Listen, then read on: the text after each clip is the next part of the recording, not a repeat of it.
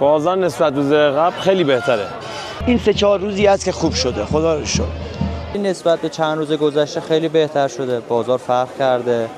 خدمت شما عرض کنم که از پریروز زمین استارت خورده و بازار رونق گرفت و شلوغ شده. بهتر شده بازار، خیلی بهتر شده نسبت به روزهای قبل. اتفاقا خیلی هم بازار شلوغه، تجمع زیاده. الان تو مسیر که ما می آمدیم اصلا هیچ اجازه نمیدادن ما رد شیم. سعی کردیم ما اومدیم از تو خیابان داریم میریم. پیاده راه خیلی شلوغ بود. 3 روز واقعا خوبه، راضی. بازار خوبه، رونق داره. شایعات الان همه جنس دارن، فروش دارن.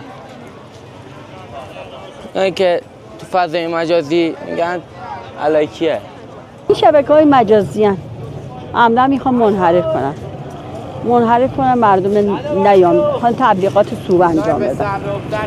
شاید سالهای پیش بوده یا شاید هم مثلا روزهای اول اسفند ماه بوده، ولی خب میگم الان از تقریبا 21-22 واقعا بازار تکون خورده، خیلی شرایط بهتر شده، مردم واقعا میان، بازارم بازار خوبی خدا رو شکر.